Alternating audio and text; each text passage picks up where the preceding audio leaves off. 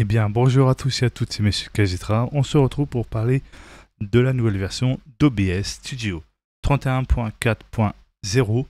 Donc, qu'est-ce qu'elle offre en termes de changement? Donc, on va voir directement. Donc, j'ai traduit justement la page d'OBS où ils expliquaient en fait le changement de cette nouvelle version.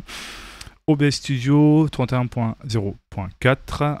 Alors, la remarque, c'est que les GPU NVIDIA Kepler série 600 et 700 ne sont plus pris en charge pour le NVEC, donc l'encodage. Remarque, les utilisateurs d'NVIDIA, donc de NVIDIA, pourront avoir besoin de mettre à jour leur pilote GPU.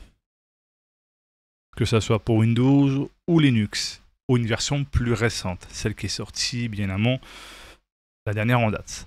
Remarque, le certificat de signature de code pour OBS a été mis à jour et cela peut affecter la compatibilité de la capture de jeu avec certaines solutions anti-triche avec cette mise à jour. Si vous êtes développeur de jeux ou anti-triche, veuillez consulter blablabla pour plus d'informations.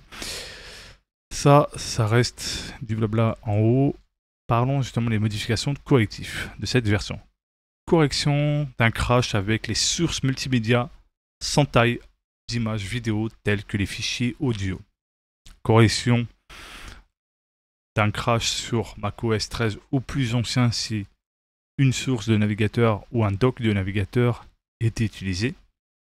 Correction d'un gel si un article était coupé plus loin que ses dimensions originales. Correction d'un crash possible lors de l'organisation des éléments de scène. Correction de crash possible lors de l'ajout d'un gestionnaire de procédure. Correction d'un problème sur macOS où les éléments du menu lançaient des actions involontaires lorsqu'OBS était défini sur certaines langues. Correction d'un problème sur Linux et macOS où le tuyau POSI, je crois que ça se dit comme ça, pouvait échouer si le changement. Correction d'un problème où les noms des dossiers de cookies ou de navigateur OBS pouvant commencer par des espaces. Correction de l'échec du démarrage de la caméra virtuelle sur Linux. Désolé pour derrière, bon les chiens, voilà, on peut rien y faire. Enfin bref, j'espère que cette news vous a plu. N'oubliez pas de vous abonner, de mettre un pouce bleu, d'activer la cloche de notification et de partager. On va peut-être avoir d'ici là une autre version où ça va peut-être améliorer encore plus certaines choses ou ajouter de nouvelles fonctionnalités. En soi, c'est la surprise du chef. Par la suite, on verra. Prenez soin de vous, n'oubliez pas de mettre à jour votre carte graphique, n'oubliez pas de mettre à jour tout ce qu'il faut sur votre PC pour être tranquille, ne pas avoir des problèmes de crash ou autre. Ça peut venir soit d'une mise à jour BIOS qu'il faut faire, d'une mise à jour carte graphique, mise à jour Windows. Faites toutes les mises à jour disponibles et ça vous permettra d'être tranquille sur le long terme et ne plus avoir besoin à chaque fois de mettre des mises à jour, etc. Il faudra juste mettre une mise à jour Windows et la carte graphique en général. Après, si vous avez les plus récents, bien évidemment, vous aurez des nouvelles versions du BIOS qui vont sortir au fur et à mesure. Certains vont corriger des failles de sécurité, d'autres ils vont ajouter plus d'optimisation, de performance, etc. Ou éviter justement des problèmes que vous avez peut-être pu rencontrer avec les générations d'Intel ou quelconque. Donc, restez à l'affût sur le site de constructeur de votre carte mère.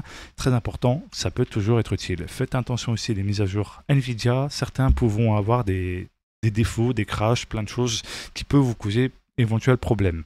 Et les nouvelles versions du driver Games donc, qui corrigent ces problèmes.